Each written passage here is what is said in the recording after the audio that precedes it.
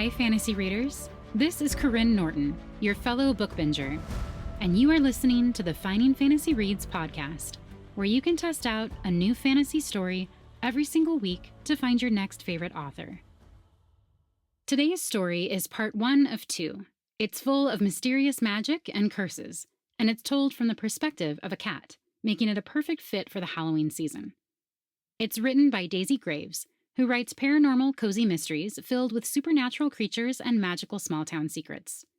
Her gothic cozies blend murder, magic, and mystery, often with a sassy familiar or two in tow. She lives in Ireland with her husband and an opinionated chow chow, brewing tea and plotting fictional mayhem from a foggy corner of the countryside. Today's narrator is Paeter Frandsen, host of Christian Geek Central. Stick around to the end or check out today's show notes to see where you can find more from both the author and the narrator. For now, please enjoy Claws, Collars, and Curses, Part 1 by Daisy Graves.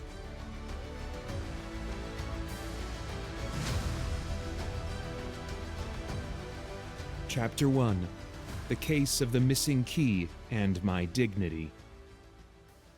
I stretch languorously across the faded velvet chase by the library window, allowing myself the indulgence of a proper mid-afternoon nap. After all, maintaining magical wards and safeguarding an entire town from eldritch horrors is exhausting work, even for a being of my considerable talents. The late fall sunlight filters weakly through Gloomwood's dusty windows, creating the perfect warming spot for a guardian of my stature. Mrs. Ash hasn't dusted in here for 3 days. Not that I'm counting, but, well, I absolutely am. The woman has standards to maintain, even if the manor's previous occupant is no longer among the living. I blink slowly, transitioning from the pleasant haze of sleep to full awareness, and reach up instinctively to adjust my collar with one paw. My collar. My empty neck. I bolt upright, fully awake now, my fur bristling. Impossible, I mutter to myself, though of course no human would hear anything but a disgruntled meow. The guardian key. Gone. I spin in a circle, checking the chase cushions, then leap down to scan the floorboards. Nothing. Not a glint of silver. Not a trace of the artifact I've safeguarded for centuries. Calm yourself, Tiberius, I instruct myself firmly. You're not some common house cat who has misplaced a toy mouse.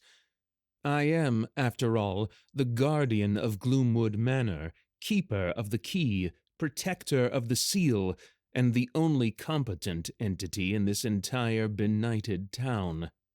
I retrace my steps, padding silently through the manor's corridors. Last night, yes, the collar had been— what was the phrase?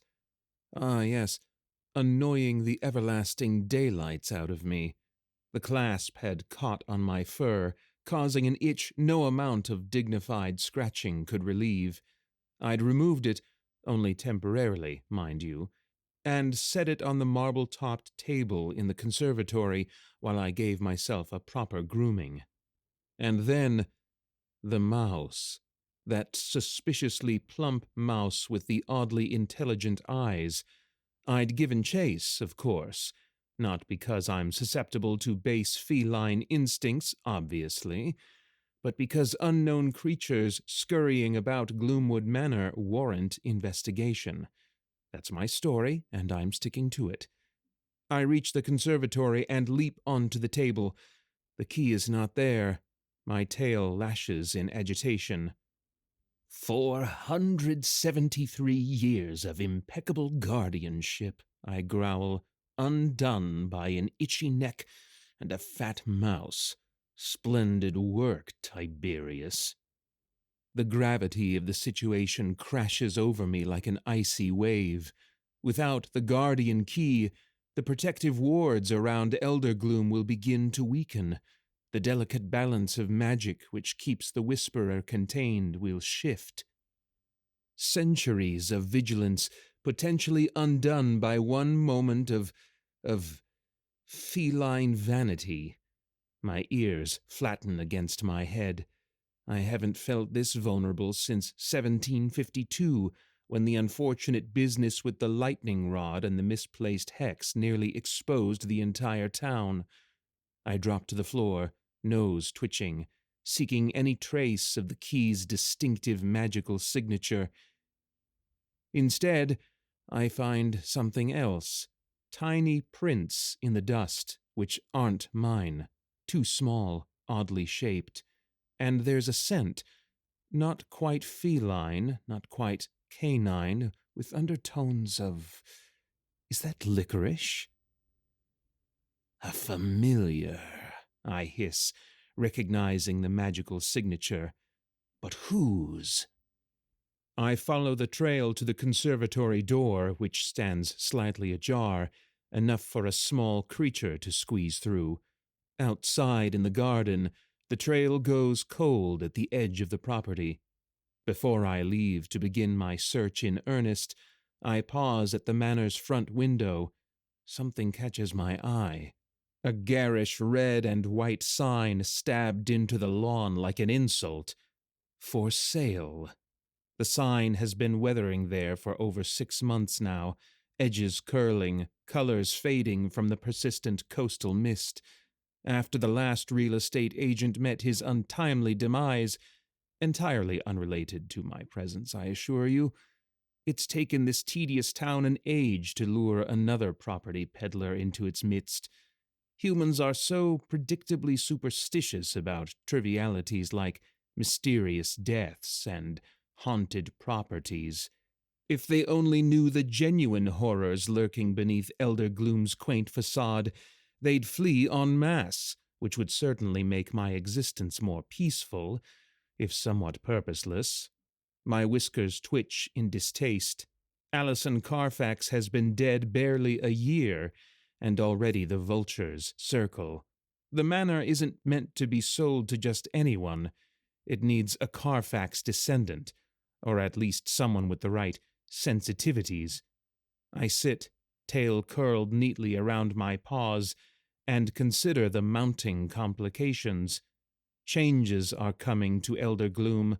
I can feel it in my whiskers, in the very air. The Whisperer grows restless in its prison, and now, of all times, I've lost the key. Well, I sigh at the empty room. This is going to be an absolute catastrophe. I slip through the garden gate. Time to find the key before the consequences become truly dire. After all, Elder Gloom's fate rests on my shoulders, or rather, on my currently naked neck. Chapter 2. A Town Full of Suspects. I slink through Elder Gloom's central square with all the dignity a naked-necked guardian can muster. The early afternoon fog clings to the cobblestones like desperate ghosts, which, given this town's history, is entirely possible. Humans bustle about their mundane affairs, utterly oblivious to the catastrophe literally walking among them. Just another black cat, they think, if they notice me at all. If only they knew they were in the presence of the being who has kept eldritch horrors from devouring their souls for centuries. But appreciation has never been part of the job description. I pause near the ancient oak, which dominates the eastern edge of the square. This tree has been a message board for the town's familiars since before most of these buildings existed.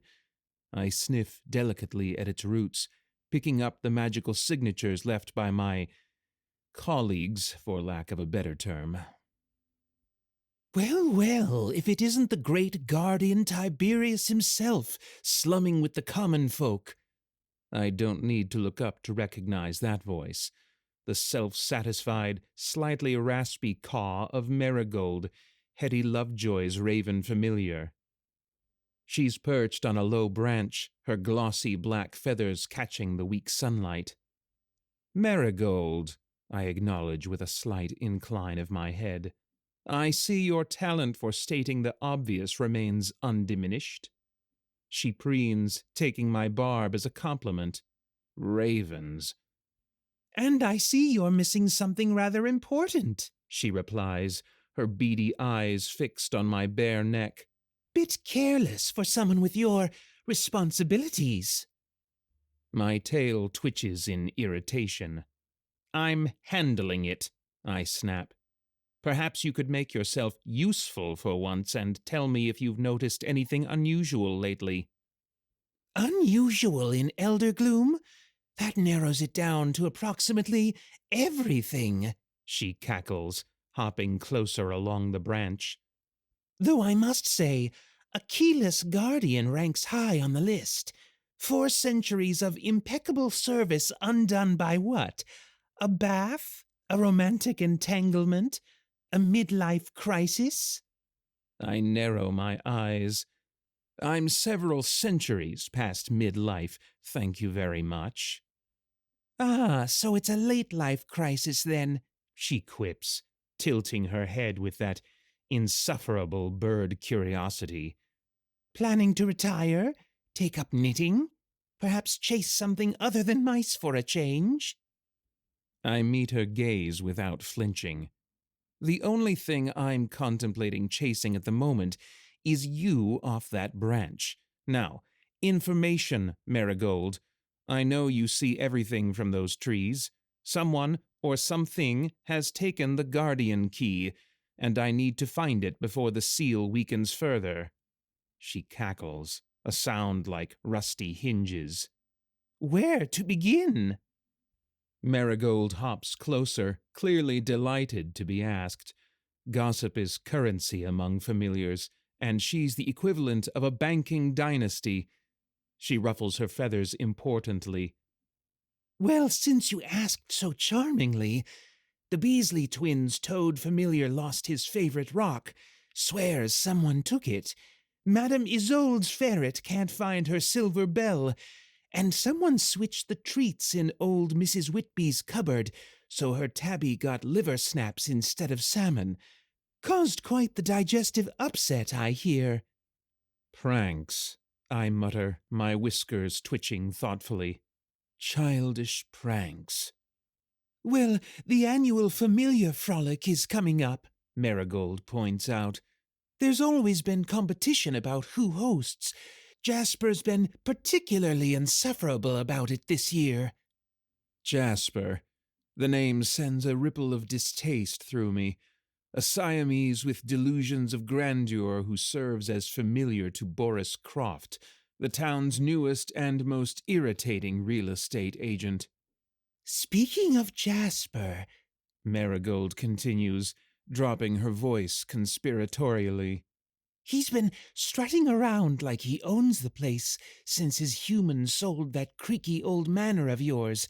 Says big changes are coming to Elder Gloom. I maintain a carefully neutral expression, though my claws instinctively extend into the soft earth beneath the oak. Gloomwood Manor has been sold? I ask, as if this is merely a point of mild curiosity and not a potential disaster. Well, not yet, but there's a sign-up, and Boris has been showing it to some out-of-towner. Jasper won't shut up about it. Says his human is going to make a fortune. I resist the urge to hiss. Alison Carfax's body is barely cold, and already that vulture Croft is circling. The manor isn't just real estate. It's a focal point for the town's protective magic, built precisely where it is for reasons which escape the comprehension of money-grubbing humans like Boris Croft. Were any familiars out late last night? I ask, steering the conversation back to my missing key. Marigold tilts her head, considering. Now you mention it, yes, quite a few, actually. Unusual for a Tuesday. I spotted Jasper, of course, and Crumbs, you know, the apothecary's hedgehog. Oh, and that odd little creature who follows the new Grimm agent around. My ears prick up. Grimm has a new agent in town? Arrived yesterday. sharp-dressed human, all business, with a familiar that moves like liquid shadow, one of those sleek, expensive suits which screams chief government agent, though I've seen him in Eldergloom before. His familiar is some sort of mink or weasel, I think. Clever eyes, watches everything, the kind that's too smart for anyone's good. Government regulators with their bureaucratic approach to magic are the last thing I need right now. They're like children playing with matches in a gunpowder factory. Thank you for the intelligence, Marigold, I say, preparing to leave. Your network of informants remains impressive. She preens again. Any time, Guardian, though. She leans forward, her voice dropping to a near whisper. If I were you, I'd find that key quickly. The air feels different today, thinner somehow. I nod grimly. She's right, though I'd never admit it aloud. The protective magic is already weakening without the key's stabilizing influence. Oh, and Tiberius, she calls as I turn to go. I heard the Enigma Society is having an emergency retirement tea tonight at Hetty's place. Something about the new owner of your place, and Ezra Thorne looks particularly worried. Might be worth investigating. With that cryptic parting shot, she launches herself into the air, leaving me with more questions than answers, and a growing sense of urgency. I pad silently across the square, my mind racing. Pranks among familiars, a grim agent in town, Gloomwood Manor sold, and somewhere someone has my key. The coincidences are piling up too neatly to be coincidences at all. As I pass the misty Mariner diner, I catch a glimpse of Boris Croft inside, gesturing animatedly to a woman I don't recognize. Her back is to the window, but there's something in her posture which gives me pause. And is that... No, I must be imagining things. For a moment, I thought I sensed something familiar, but it's just ordinary human energy.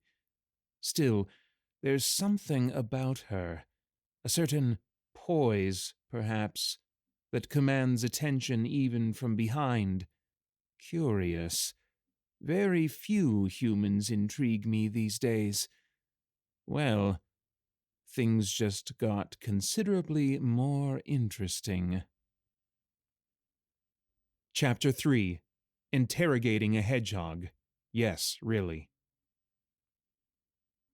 The scent of butter, sugar, and something distinctly magical draws me to moonrise morsels like a moth to flame. I slip through the back door as a distracted delivery boy exits, nearly tripping over me in the process. "Watch where you're going," I growl, though to his ears it's merely an irritated meow. Humans. So oblivious to both physical and metaphysical dangers lurking at their ankles. The bakery's kitchen is a flurry of activity. Hetty Lovejoy's niece, Mabel, kneading dough with practiced movements, while humming an old protection charm under her breath. She doesn't see me, which suits my purposes perfectly. I'm not here for her. I follow my nose to a small, cushioned basket tucked beneath a warming rack. There, curled into a prickly ball of self-satisfaction, is my first suspect. Crumbs, Mabel's hedgehog familiar. "Comfortable, are we?" I inquire, sitting precisely at the edge of his basket, tail wrapped neatly around my paws. Crumbs startles, his spines rising momentarily before he recognizes me. Tiberius, what an unexpected honor. His voice is reedy and nervous, exactly as it should be when confronted by someone of my stature. "Indeed," I reply dryly. "I find myself making unexpected social calls today. How unusual." Crumbs shifts awkwardly, his beady eyes darting to the left. Guilty conscience, perhaps? What brings the great guardian to our humble bakery? Surely not our scones, though they are award-winning. I'm conducting inquiries, I state, letting the weight of my authority hang in the air between us. I understand you were out unusually late last night. Me? His spines quiver slightly. No. I was right here, helping Mabel prepare for this morning's special order. Those ridiculous Solstice Festival committee members insist on meeting at dawn. Dawn! As if pastries taste better with the sunrise. I lean forward slightly, my eyes fixed on his face. Is that so? Because I have it on good authority that you were seen scurrying about the town square well after midnight. Well, He halts as I move closer, my superior night vision catching something I missed initially, a slight scratch across his snout, fresh and slightly inflamed. That's a nasty scratch, I observe, feigning casual interest. Baking can be so hazardous. Crumbs paws nervously at his nose. This? Oh, it's nothing. Caught myself on the edge of a cooling rack. Clumsy me. The scratch has a distinctive curve to it, one that looks suspiciously like the ornate edge of my key. My tail twitches involuntarily. A cooling rack, I repeat. How unfortunate. Yes, well... Crumbs trails off, then attempts to change the subject. I notice you're not wearing your collar today. Very modern. I fix him with a stare that has made greater beings than he tremble. How observant of you to notice. Tell me, Crumbs, have you ever tried to remove a collar? With your appendages? The hedgehog looks down at his tiny paws, which lack anything resembling opposable thumbs. Can't say that I have. As I thought. While I'm not ready to dismiss him entirely, it seems unlikely that Crumbs could have managed the delicate clasp of my collar, even if he'd wanted to. Still, he knows something. I did see something strange last night, Crumbs blurts out, clearly hoping to divert my attention. Not that I was out late, but when Mabel opened the window to cool the kitchen, I happened to notice Treble flying near Gloomwood Manor. Treble? My ears prick up. Mrs. Ash's canary? That's impossible. Canaries don't fly at night, and Treble is a bird, not a familiar. Mrs. Ash has always turned a blind eye to anything to do with magic, though she tolerates its presence in Eldergloom with remarkable stoicism. That's what I thought, too, Crumbs says, nodding vigorously. But it was definitely Treble, yellow with that distinctive black spot on his wing, and he was carrying something shiny in his beak. My heart, yes, contrary to popular belief, I do possess one, skips a beat. Shiny, you say? Like metal catching moonlight, Crumbs confirms. I thought it was odd, but then Mabel called me back in to taste test the lemon curd, and, well, priorities. I resist the urge to claw his basket to shreds. Priorities indeed. Thank you for your assistance, I manage, already turning to leave.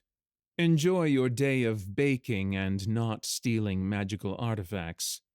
Always a pleasure, Guardian, Crumbs calls after me, relief evident in his voice. Do try the cardamom buns if you are passing through later. They're divine. I slip back into the main section of the bakery, processing this new information. Treble, a supposedly non-magical canary, flying at night with something shiny. It's preposterous, and yet, as I weave between the feet of waiting customers, I overhear a conversation that stops me in my tracks. Said the old Carfax place finally sold. About time. That place gives me the creeps, says a portly man clutching a white bakery bag. To some city woman, right? Blackwell, I think, replies his companion, a thin woman with too many rings. Heard she's a total skeptic, doesn't believe in ghosts, let alone magic. This town will eat her alive. They chuckle, blissfully unaware of how literally true that statement could become without my key to maintain the protective wards. Blackwell. The name means nothing to me, but the timing is suspicious. A skeptic buying Gloomwood Manor just as my key goes missing and Grimm sends a new agent to town? The threads are connecting, forming a tapestry of trouble. I slip out the front door, my mind already plotting a course to Mrs. Ash's cottage. It seems her ordinary canary deserves closer scrutiny, and perhaps it's time I learn more about this Miss Blackwell before she takes possession of my domain. After all, Gloomwood Manor has a way of changing its occupants, sometimes for the better, often not. Chapter 4. Wisdom comes at a snail's pace, or a tortoise's. The Elder Gloom Public Library during the afternoon lull possesses a drowsy sort of magic. I slip through the familiar's entrance, a small window perpetually left ajar on the eastern side, ostensibly for ventilation, according to the head librarian, though we all know better, finding Archimedes amidst the dusty quiet of the local history stacks. The scent hits me immediately. Old paper, binding glue, and that distinctive undercurrent of magic that permeates the oldest books.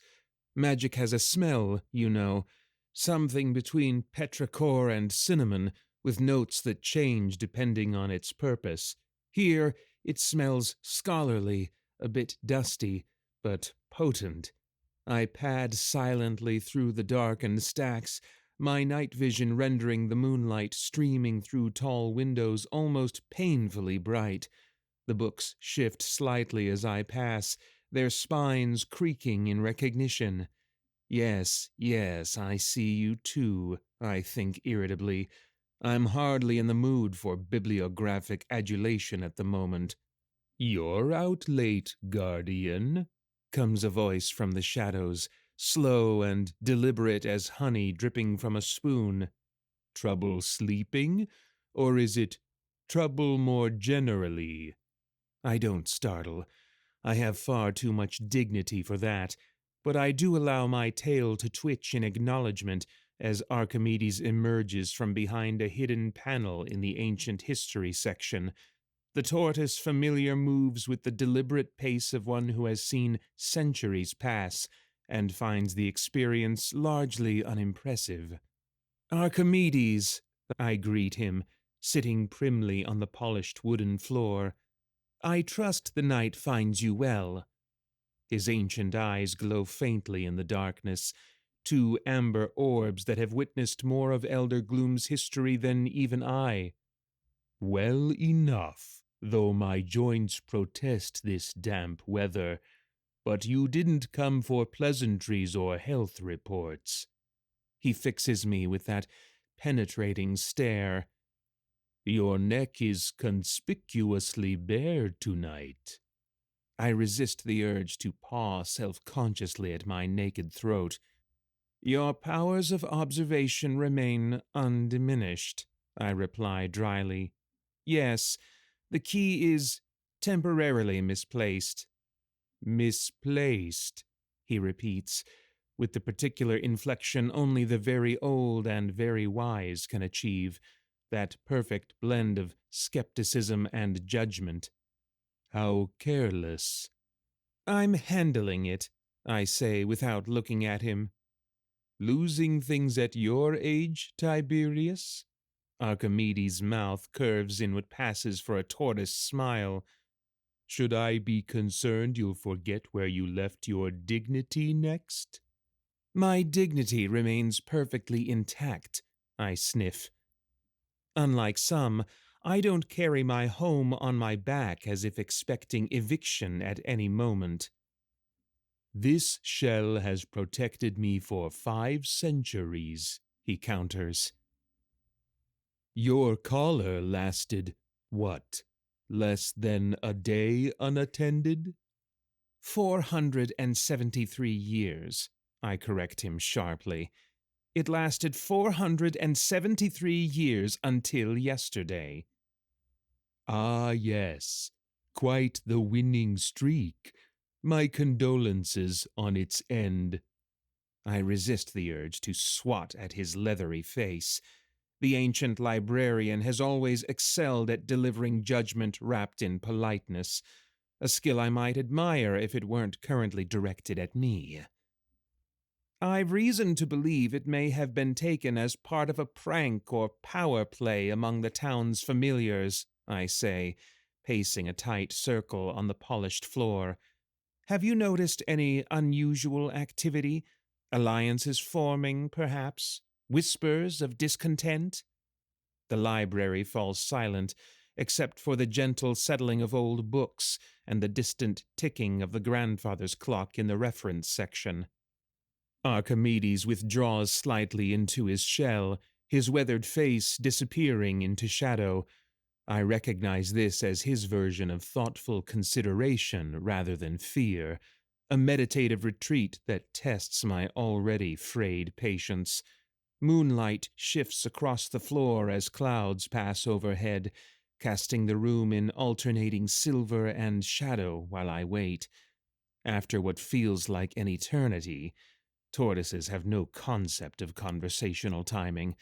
He finally emerges again, his amber eyes gleaming with ancient wisdom and, if I'm not mistaken, a touch of concern. There has been friction, he admits. A divide growing between the old guard and the newcomers, particularly that Siamese. Jasper, I supply, unable to keep the distaste from my voice. Indeed, he's been particularly vocal lately, strutting about the familiar's corner during my reading hours, speaking of change coming to Elder Gloom, claims the old ways are fading. Archimedes shifts his ancient bulk slightly. That manner of yours, he's been boasting about finding the perfect new owner, someone who'll bring modernization.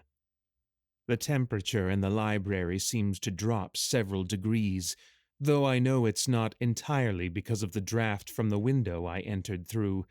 The shadows in the corner of the reading room deepen and shift unnaturally, as if listening. Modernization, I repeat without expression. How delightful.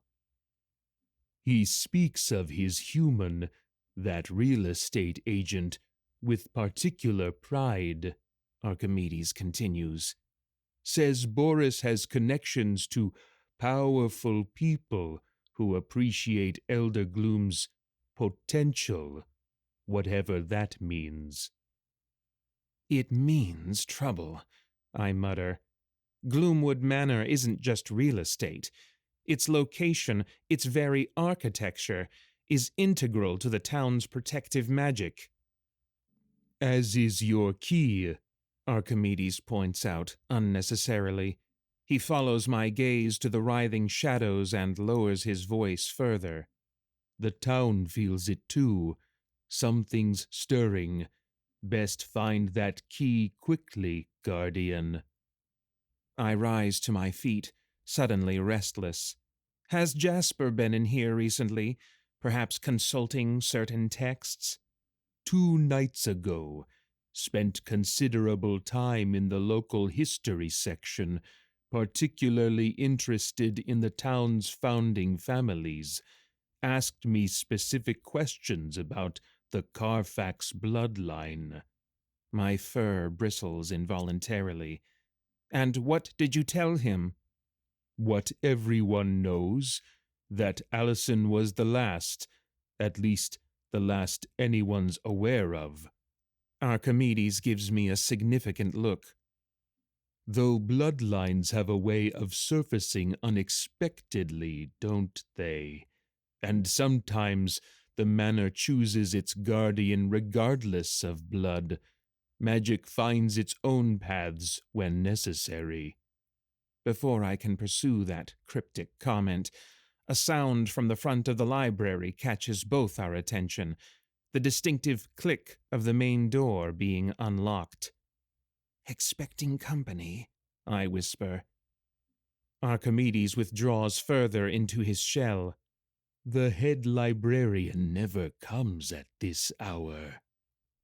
I slip behind a nearby bookcase, positioning myself for a clear view of the main entrance while remaining hidden. As Archimedes spoke, a figure appears near the main entrance, tall, slim, catches my attention. It's the grim agent Marigold mentioned, ostensibly consulting town records like any other visitor. That's him, Archimedes whispers, his voice barely audible. The grim agent.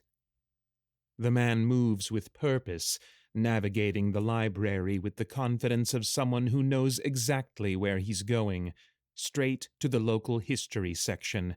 He pulls out a small device that emits a faint blue glow and begins scanning the shelves, paying particular attention to the volumes on Elder Gloom's founding.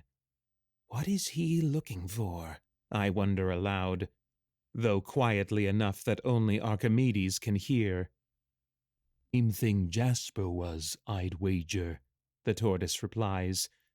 Information about the Carfax family, and possibly the Thorns and Grimes as well. The three founding families, the ones whose blood sealed the ancient pact that keeps the Whisperer contained. This is no coincidence. I need to go, I tell Archimedes. Keep watch on this one, and if Jasper returns, I'll learn what I can, he promises. But Tiberius, tread carefully. The balance feels precarious tonight. I slip away as silently as I arrived, my mind racing faster than my paws. Jasper researching the founding families, a grim agent doing the same, my missing key, a new owner for Gloomwood Manor. The threads of this mystery are tangling into something far more complex and dangerous than a simple prank among familiars. And at the center of it all, I suspect, is this mysterious Ms. Blackwell who's about to take possession of my domain. It seems a proper introduction is long overdue. Chapter 5. Secrets, Schemes, and a Suspicious Canary. Mrs. Ash's cottage sits at the edge of town, a prim little structure with an immaculate garden that somehow manages to thrive despite Elder Gloom's persistent gloom. I approach with caution as the late afternoon sun casts long shadows across her property. It's nearly 4 o'clock now, typically Mrs. Ash's time for tea and correspondence. I skulk through her meticulously trimmed hedge rather than taking the more dignified front path. Dignity, I'm learning, is a luxury ill afforded to guardians who have misplaced artifacts of supernatural importance. Incompetent, I mutter to myself. 473 years without incident, and now this. You're slipping, Tiberius. As I squeeze through a gap in the hedge, something catches on my fur, a sharp tug that stops me in my tracks.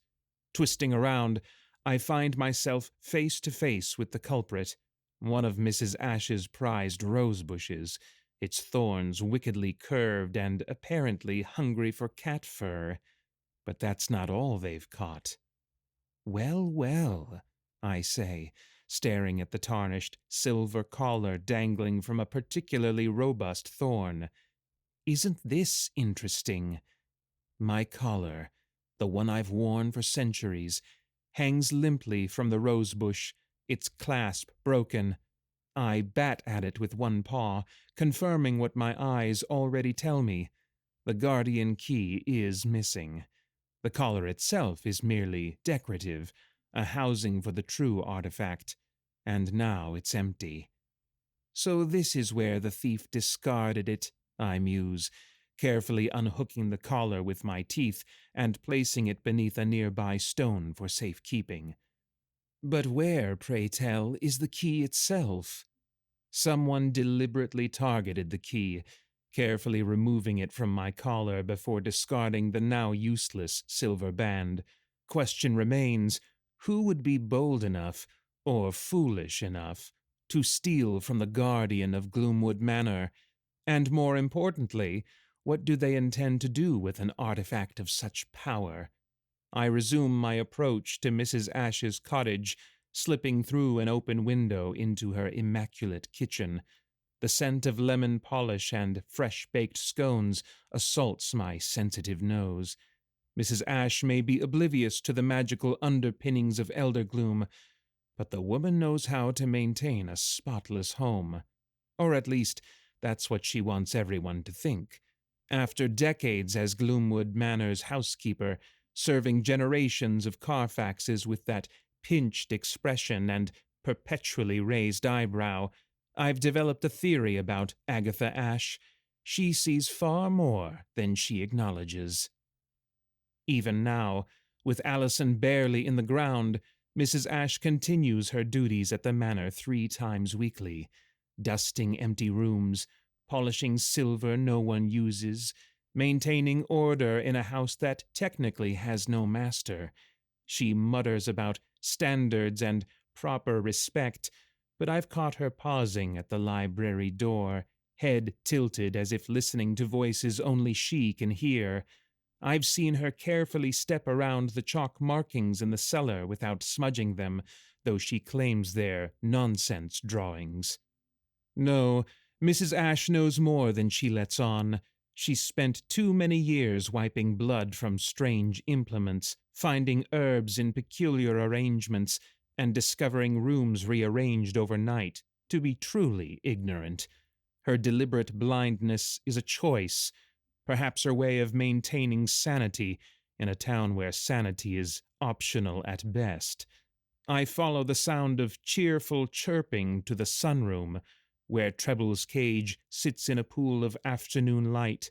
The canary trills away, seemingly the picture of avian innocence. "Oh, please," I say, leaping onto the small table beside the cage.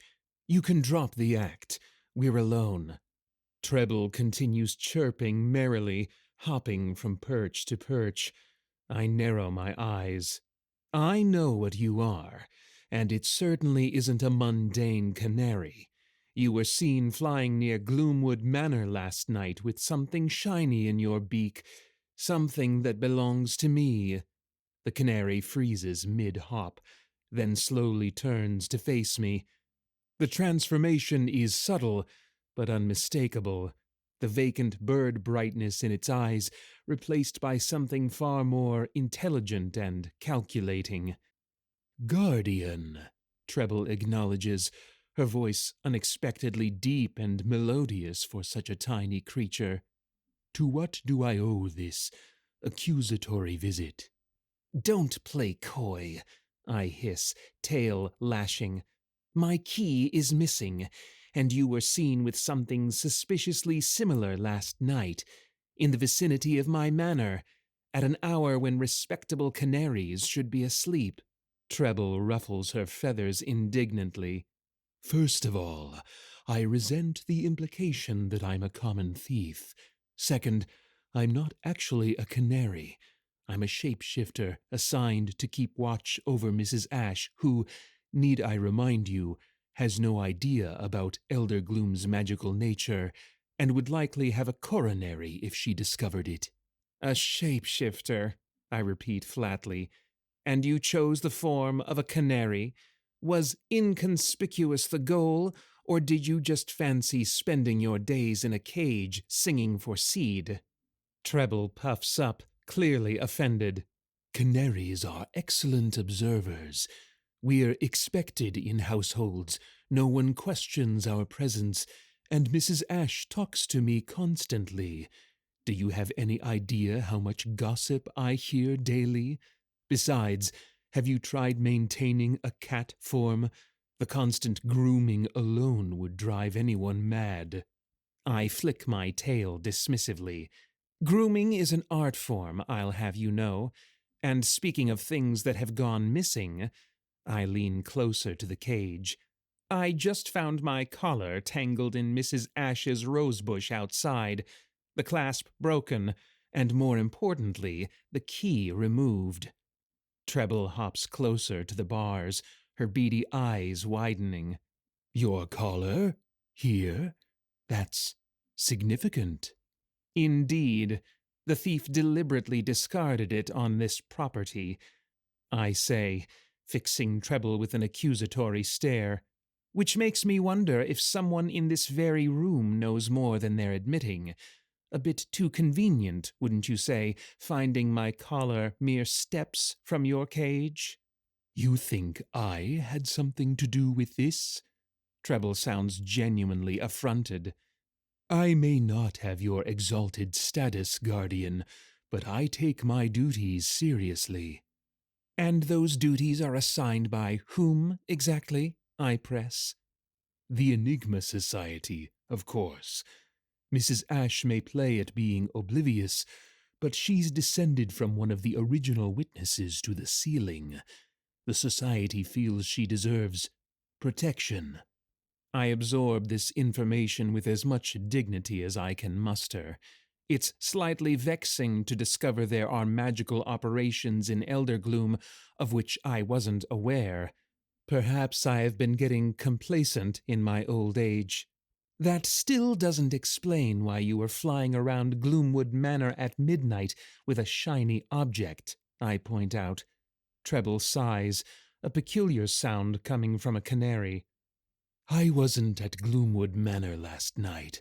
I was at the lighthouse for the Familiar's midnight choir practice. We meet every third Tuesday. Ask anyone. The Familiar's midnight choir, I repeat incredulously. You expect me to believe that's a real thing? Just because you're too dignified to participate in community activities doesn't mean the rest of us are so aloof. Treble sniffs. We're performing at the Solstice Festival next week.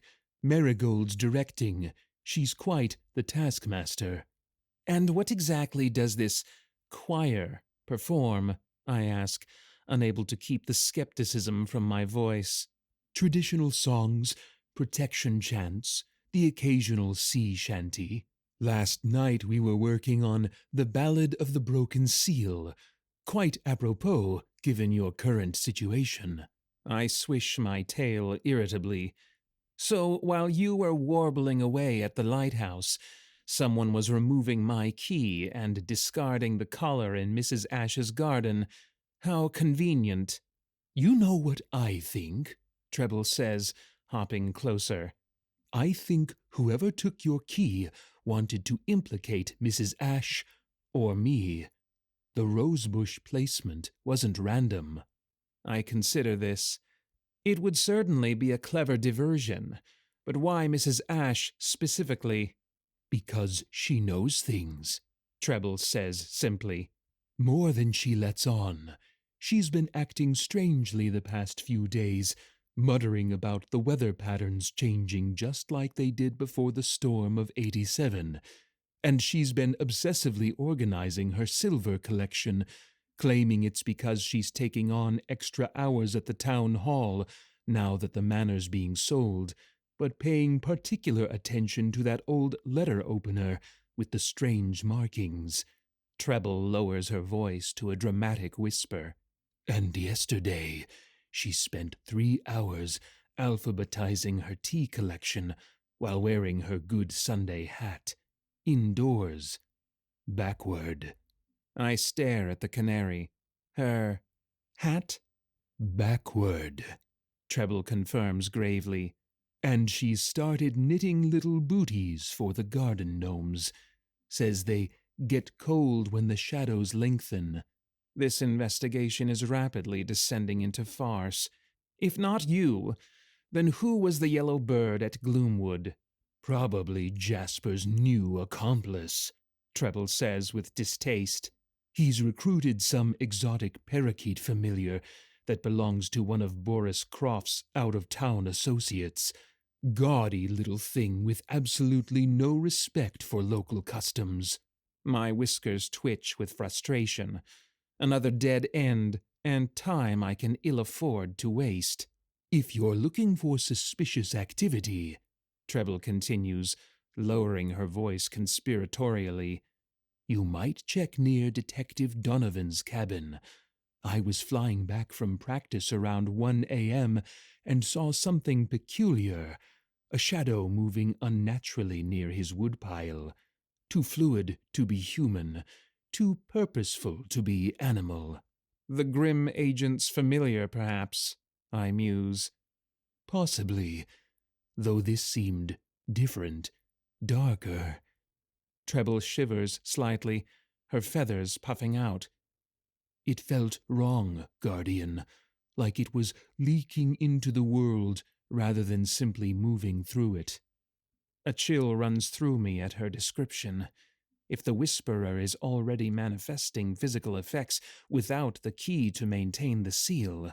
Thank you for the information, I say, preparing to leave. I apologize for the accusation. Understandable, given the circumstances, Treble replies graciously. But Guardian, something odd is happening around town. There's been more whispers than usual at the windowsill. The other birds are restless, and even Mrs. Ash seems distracted. She burned her tea cakes yesterday. First time in 15 years. All the more reason to recover the key quickly, I say grimly. Just as I'm about to leap from the table, the sound of a key in the front door freezes me in place. Mrs. Ash returns, her footsteps brisk and purposeful. Back in character, I warn Treble, who immediately resumes her innocent chirping as I dive behind a large potted fern. Mrs. Ash bustles into the sunroom, talking to herself as she often does when she believes she's alone. Strange things happening again, she mutters, setting down her shopping bag with more force than necessary. Always the same when there's change coming. First Victor at the library, then poor Allison, and now this business with Gloomwood Manor. She moves to Treble's cage, absently refilling the seed cup. That new Blackwell woman doesn't know what she's getting into with that old manor. Nobody does until it's too late. She sighs heavily. Not that anyone listens to old Mrs. Ash. Just the housekeeper, they say, as if I haven't seen it all before. I remain perfectly still, ears pricked forward to catch every word. Mrs. Ash knows more than she lets on. She always has. And this Blackwell woman seems to be at the center of everything. Detective Donovan was asking questions again today, Mrs. Ash continues, speaking to Treble as if the bird might answer. About the manor, about Allison, even the Thorns and Grimes families, as if he could make sense of it all with his notebooks and his logic. She sighs, dusting a perfectly clean shelf. 3 deaths in 1 week has him on edge. I've never seen him patrol the town square so frequently. Keeps eyeing Gloomwood like it might sprout legs and run away. She lowers her voice conspiratorially to the canary. But we know better, don't we? Some things in this town don't follow normal rules. Poor man can write in his little notebook until his hands fall off.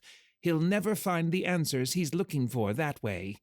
With that cryptic statement, she shuffles back toward the kitchen, leaving me to contemplate my next move. The detective's cabin, it seems, warrants investigation, both for Treble's shadow and for whatever has caught Donovan's attention. I slip out the way I came, pausing only to retrieve my empty collar from beneath the stone. The afternoon is waning, and with each passing hour, I can feel the magical barriers around Elder Groom growing thinner. The key must be found, and soon.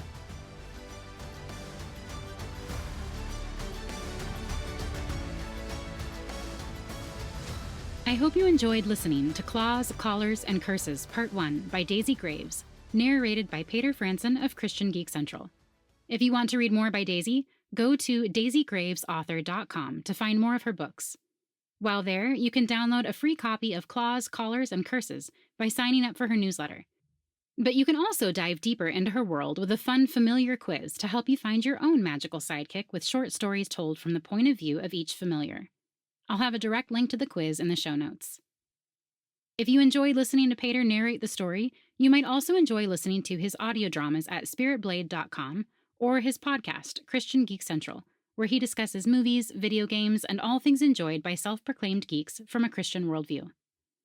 If you're interested in making a financial donation to the podcast to help keep it running, go to findingfantasyreads.com/donate. All donations go directly towards podcast expenses like hosting fees, editing services, and advertising, allowing us to record more fantastic stories for you. As always, I will have links for all those sites in the show notes. Thank you all for listening, and happy reading.